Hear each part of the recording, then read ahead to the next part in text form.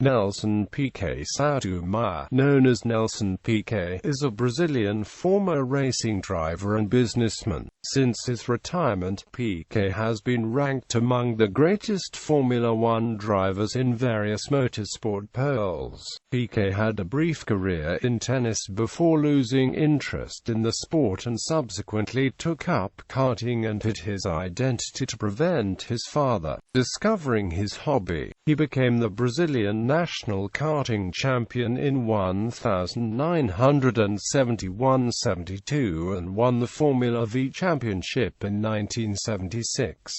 With advice from Emerson Fittipaldi, Piquet went to Europe to further success by taking the record number of wins in Formula 3 in 1978, defeating Jackie Stewart's all-time record. In the same year, he made his Formula One debut with the Ensign team and drove for McLaren and Brabham. In 1979, Piquet moved to the Brabham team and finished the runner-up in 1980 before winning the championship in 1981.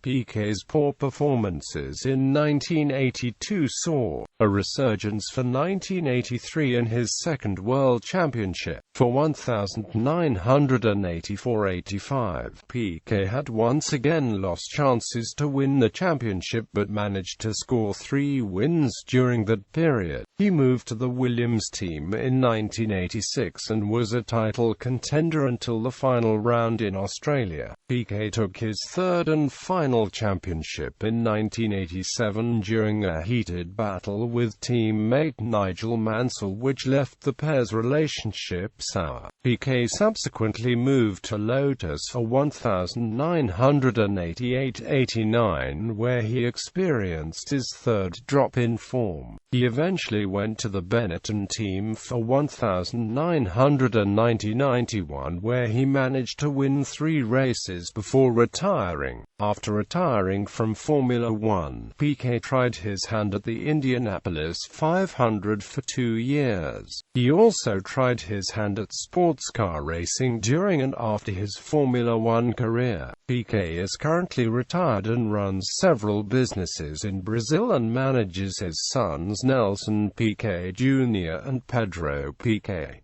Early life and career. Piquet was born in Rio de Janeiro, then the capital of Brazil, the son of Estácio Gonçalves Souto Maior, a Brazilian politician. His father moved his family to the new capital, Brasília, in 1960 and became Minister for Health in João Goulet's government. Piquet had 2 brothers, Alexis and Geraldo, and a sister Genuso. Piquet was the youngest of the children. Piquet started kart racing at the age of 14, but because his father did not approve of his racing career, he used his mother's maiden name Piquet, spelled as Piquet, to hide his identity. His father wanted Piquet to be a professional tennis player and was given a scholarship at a school in Atlanta. Piquet started playing tennis at the age of 11. He won tournaments in Brazil and eventually took a trip to California to test his skill against tougher American players. During his time, he had learned to speak English and greatly matured. His short tennis career saw Piquet to be prized as a good player, but not thought sufficiently exciting for the sport to devote his career to motor racing. Piquet dropped out of a university 2 years into an engineering course in 1974. He was subsequently employed in a garage. Upon returning to Brazil, Piquet and 3 friends brought a 20-horsepower kart and participated in Brazilian go-karting and in the local Formula Super Vee 1976 championship. On the advice of Emerson Fittipaldi, the first Brazilian Formula One world champion who sold the chassis for the Brazilian Formula Vee champion car with his brother, he arrived in European motorsports hailed as a prodigy. In the 1978 British Formula 3 season, he broke Jackie Stewart's record of the most wins in a season. Formula 1. Piquet made his Formula 1 debut for Ensign in Germany, starting 21st only to retire on lap 31 with a broken engine. After the race, Piquet signed a deal with the McLaren of BS Fabrications to race in the next 3 races, where he left good impressions. The deal was negotiated when BS Fabrications employees met Piquet when he was driving at Brands Hatch. His best finish was 9th in Italy. Brabham. For the last race in 1978, Piquet moved to the Brabham team. He qualified in 14th and finished 11th. Piquet stayed with Brabham until 1985. In 1979, Piquet competed in his first full season in Formula 1. He once again drove for the Brabham team, alongside double world champion Niki Lauda. The season was difficult for the team, which was accustomed to success. Piquet retired from 11 of the 15 races in the season. He started off his season being involved in a first-lap pile-up at the Argentine Grand Prix. The first points of his career came at the Dutch Grand Prix, where he finished 4th. He had a huge accident at the Italian Grand Prix. The rear section of his BT-48 was completely ripped off. He walked away uninjured, but 2 weeks later, Lauda abruptly quit driving before the start of the Canadian Grand Prix, leaving Piquet as the number 1 driver for Brabham in the final race, the United States Grand Prix. Piquet started from the front row and took the fastest lap in the race. 1980. In 1980, Piquet finished second in Argentina behind Alan Jones. There were doubts about the legality of the car as it was believed to be underweight. Jones went to see the car, which gave the suspicion that ballast had been added to bring the car within the regulations to make it legal. In Canada, Piquet started from pole and took an immediate lead before Jones retired in an accident which forced the race to be stopped. Piquet's car sustained damage and used the reserve car for the restart. He eventually retired with the problem with the car. Piquet took his first win at the United States Grand Prix West in Long Beach, California by over 50 seconds from Riccardo Patrese. 2 races nearly 5 months later in the Netherlands and Italy saw back-to-back wins for Piquet. He finished second in the drivers' standings, 13 points behind title winner Alan Jones. 1981. The season began with the cancellation of the South African Grand Prix from the calendar, which was won by Carlos Reutemann with Piquet second. To continue the controversy between FISA and FOCHA, he began the season after reaching an agreement that banned the skirts and required a minimum ground clearance of the car, excluding tires of 6 centimeters. After a third place in the United States Grand Prix West, Piquet left in pole position in his home race, the Brazilian Grand Prix, but with the wet track pointed to a rapid improvement in the atmospheric and mounted slicks, he compromised his race. The next Argentine Grand Prix, Brabham got around the rule by adopting a correction of the minimum setup which, while making it appear the car to regular audits, was lowered during the race, making it once again become a wing car. The superiority of the car was such that Piquet swept to victory, and even his teammate Hector Rebaque, who usually sailed in the rear, managed to retain second place until he was forced to retire.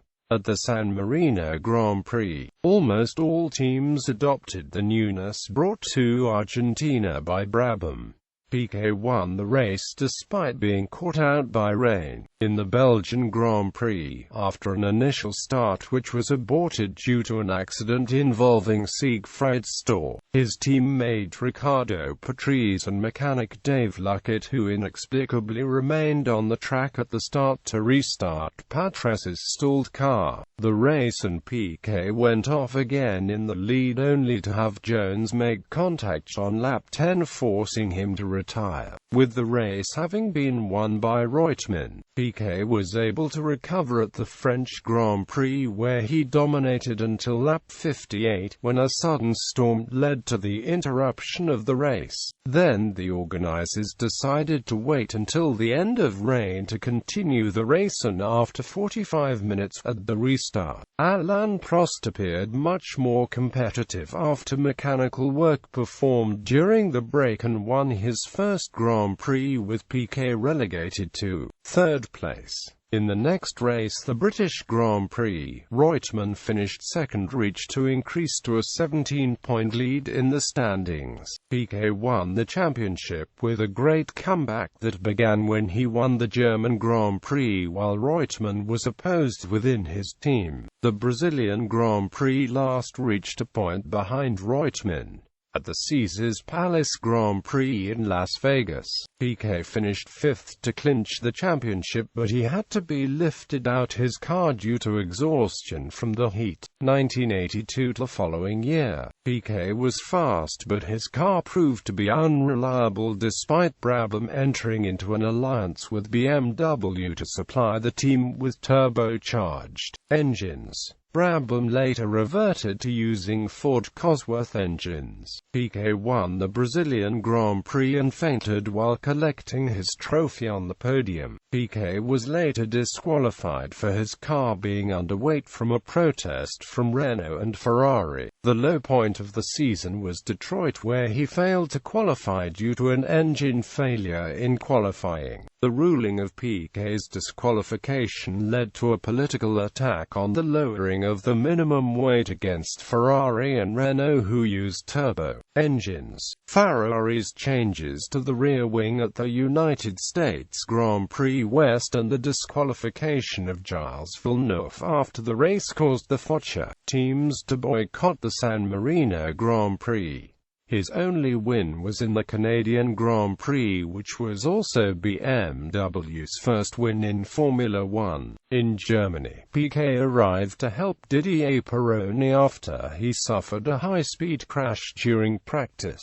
In the race, Piquet was leading until he collided with Alessio Salazar, whom he physically attacked at the side of the track. Piquet won the opening race in Brazil and followed this up with a retirement in the United States West Grand Prix. He scored the second place in France and took another second at Monaco, also taking the fastest lap. During the Italian Grand Prix, Piquet trailed teammate Riccardo Patrese for the first two laps but came back to win a near-dominant race when he led 49 out of 52 laps. Piquet won his second title at the South African Grand Prix after a long battle with Alain Prost. It also was the first time a turbocharged car won the championship, and was BMW's first and only championship in Formula One. 1984, with the new rule that limited the capacity of the tanks of the cars to 220 litres and forbade race refueling. Piquet started as the title favourite because it was thought that the four-cylinder BMW would suffer less from the new fuel economy requirement than the six-cylinder competition. The winter test seemed to confirm the expectations, and in fact the car showed promise,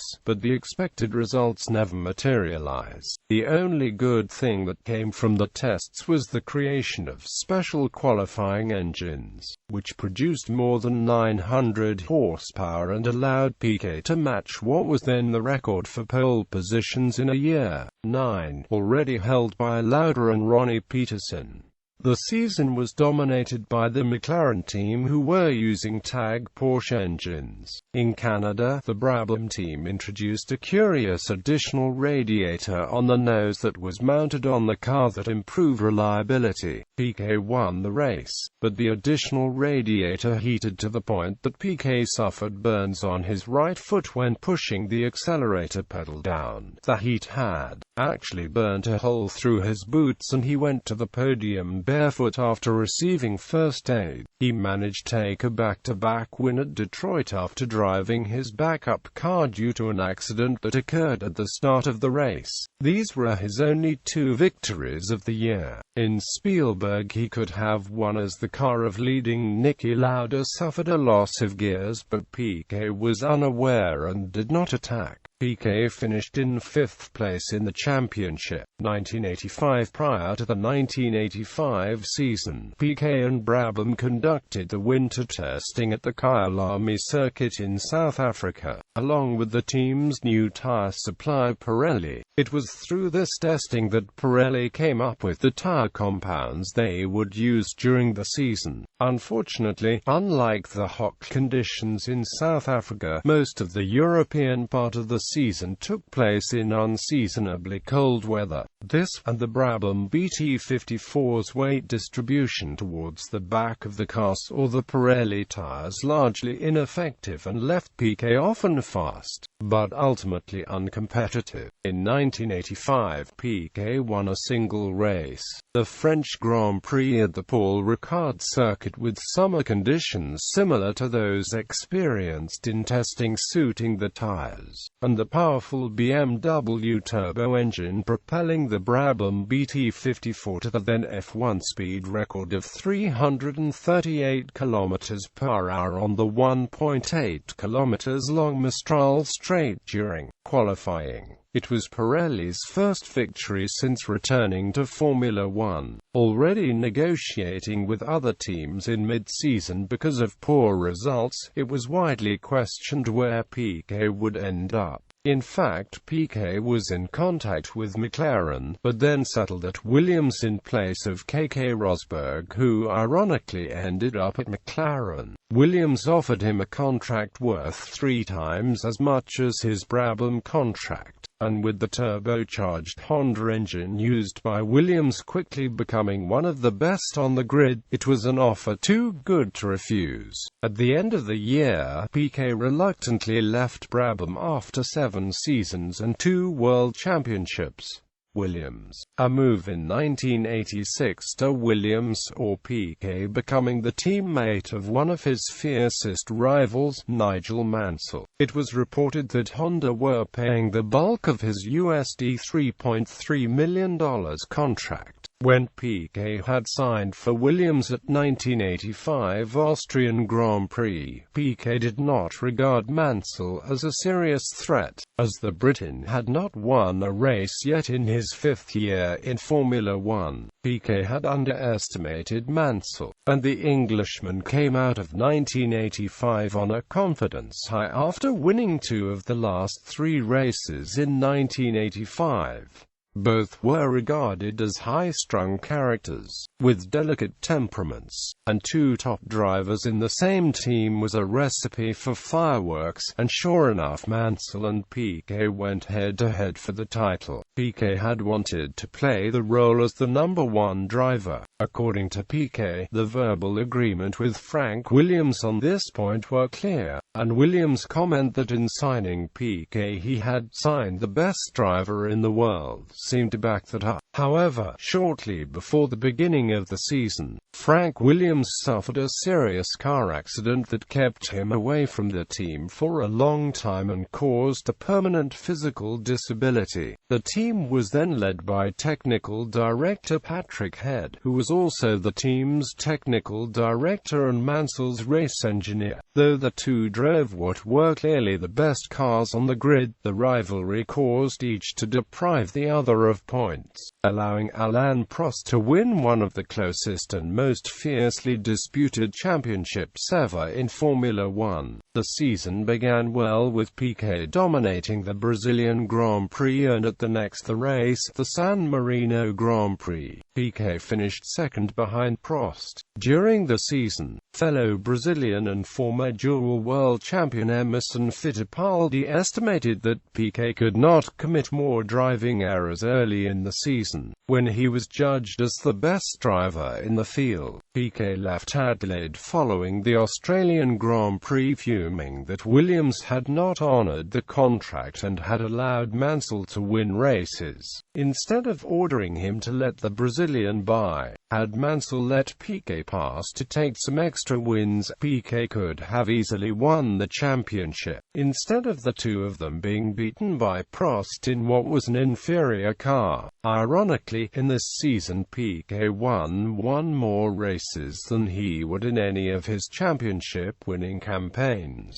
Piquet made amends in 1987, using political maneuvering and technical skill to gain the upper hand. He was also a very good testing and development driver, and was able to develop the Williams car further to make it even more competitive. At times during the season, the rift between himself and Mansell was evident, as Mansell was showing superior speed in qualifying and races. Piquet had also admitted to not ever being quite right after his qualifying crash for round 2 at Imola. He was ordered by FISA's medical chief, Professor Sid Watkins, not to race due to the concussion he suffered when his Williams hit the wall at high speed at the Tamburello curve. He was offered by Ray to join Mario Poltronieri and Clay Regazzoni to comment on the race. Piquet, who had maintained friendly relations within the commentary box,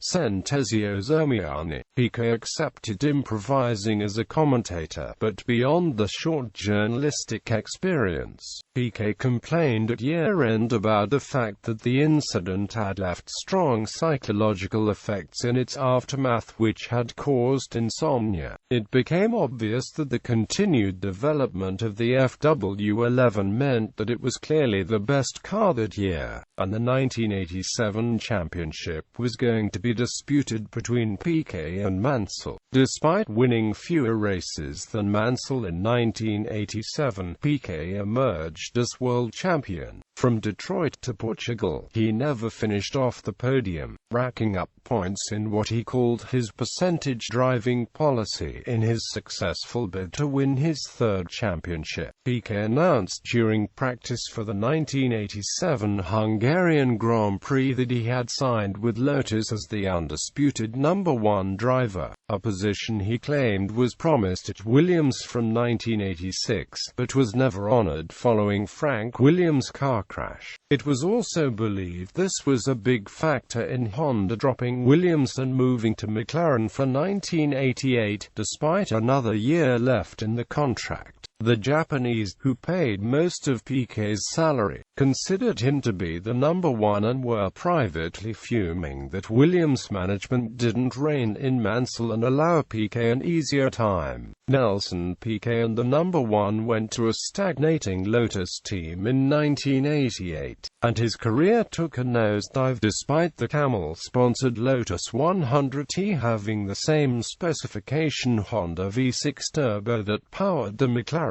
of Ayrton Senna and Alain Prost. Nelson, who had 20 wins and 3 world championships following the 1987 season, began to lose his reputation when he had no wins in 1988, losing his #1 status to fellow Brazilian Senna, who won 8 races and the championship for McLaren. In early 1988 he resorted to using the media to attack his rivals and gained a reputation as an outspoken, loose cannon, such as attacking Mansell and his wife, calling Mansell an uneducated blockhead, and calling fellow Senna the Sao Paulo taxi driver, and stating that he doesn't like women. Piquet retracted his comments when both threatened legal action. He also earned the ire of the Tifosi at the San Marino Grand Prix when he said in an interview with Playboy that Scuderia Ferrari might do better as a team if the boss was a younger man instead of the 90-year-old one who rarely attended races due to his age and failing health. Piquet claims he was badly misquoted in the interview, which also had him questioning Alain Prost's standing as the best driver in the world. On the official FIA video review of the 1988 season, Piquet left no doubts that the article got it wrong in his comments about Ferrari, and that he considered Prost to be the world's best driver. Piquet had a dismal 1989 season, driving a Judd V8-powered Lotus Lotus, which had 125 less HP than the Honda V10s used by McLaren. Once again he had no wins, and they both even failed to qualify for the 1989 Belgian Grand Prix, Piquet's first non-qualification since the 1982 Detroit Grand Prix. On what was his last attempt to qualify at Spa, Piquet lost his chance when he was slowed by rookie Frenchman Olivier Grouillard, who had gained a reputation throughout the season as a blocker. Benetton, 1990. When Lotus informed Piquet during 1989 that they would be using the Lamborghini V12 engine for 1990, he decided to leave the team, claiming that there had not been enough development of the V12 during its debut year with Larousse in 1989, and that the team would be uncompetitive using the Italian engine. The late-season announcement by Lotus meant that there were almost no seats left with one of the top teams, leaving Piquet with the unenviable possibility of not having a drive for 1990. However, the Benetton team had a seat become available when they decided not to retain fill-in driver Emmanuel Pirot. After 2 lackluster seasons at Lotus, Piquet was forced to sign an incentive-based payment-by-results deal with Benetton, who had exclusive use of the factory Ford HB4 V8 engine. This saw Piquet return to something like his former top form in 1990. Despite a handful of lackluster performances and sometimes being outperformed by fast Italian teammate Alessandro Nannini, who would tragically lose his right forearm in a helicopter crash following the Spanish Grand Prix, forcing his F1 retirement, Piquet scored 2 wins in the last 2 races of the season. The first in Japan was somewhat inherited after Senna had taken out Prost's Ferrari at the first turn, and both Gerhard Berger and Mansell retired. It was his first win since the 1987 Italian Grand Prix. The second was just 2 weeks later at the last race of the season in Australia, when after a great drive Piquet survived a spirited but fair challenge from the V12 Ferrari of Mansell to win what was the 500th World Championship Formula One Grand Prix. His 18 points from the last 2 races saw him move from 7th in the standings to finishing 3rd in the championship with 43. Piquet and Gerhard Berger both scored 43 points, but Piquet's 2 wins, where Berger won none, saw him finish 3rd. This was followed by the final win of his F1 career at Montreal in 1991, again at the expense of longtime rival Mansell, whose Williams-Renault stalled past the old pits on the last lap while leading. In late 1991, Piquet's teammate Roberto Marino was replaced by Michael Schumacher, who remained for the rest of the season. He had talked to the Ligier and Ferrari teams about securing a drive, but Piquet then announced his retirement from Formula One in January 1992 to concentrate on his business activities. Other racing ventures. Piquet attempted to race in the IndyCar Series and was hired by Team Menard to drive in the 1992 Indianapolis 500.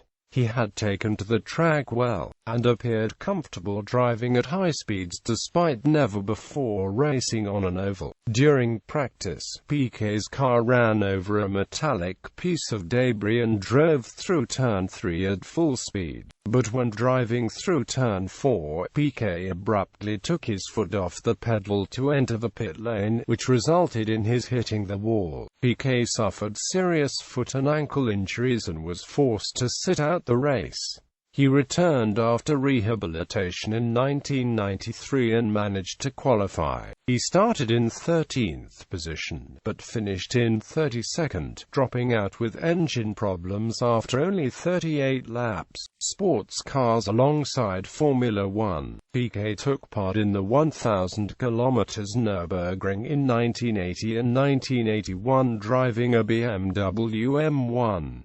He won the 1981 race alongside the German Hans-Joachim Stuck. However, the race had to be stopped roughly 2 hours in because of the fatal crash of Herbert Muller after 17 laps of the 14-mile course. In 1996, Piquet competed in the Le Mans 24 Hours driving a McLaren F1 GTR alongside Johnny Ceccato and Danny Sullivan, finishing 8th overall. In the following year, Piquet took part alongside J.J. Leto and Steve Soper, but the car was retired due to an accident that occurred while Leto was driving. The same year, in December, he won the Mil Milhas Brasileiras driving the McLaren F1 GTR with Johnny Ceccato and Steve Soper. On January 20, 2006, Nelson Piquet won the 50th edition of the Mil Milhas Brasileiras at the Interlagos circuit. He drove an Aston Martin DBR9 alongside his son, Nelsinho, and drivers Christophe Bouchut and Helio Castroneves. At the end of the race, an exhausted Piquet was quoted saying to a friend he would never sit in a cockpit again. Driver management. Since 2000, he has supported the career of his son, Nelson Piquet, Jr., who drove in the F1 feeder category GP2 for 2 seasons, achieving a best championship result of second with 4 race wins, and was a test driver for Renault F1 in 2007. During the Crashgate scandal, Piquet pledged to use his wealth to find out why his son had been ordered by the Renault team to crash deliberately during the 2008 Singapore Grand Prix. He and his son were eventually paid a 6-figure sum for costs and libel damages.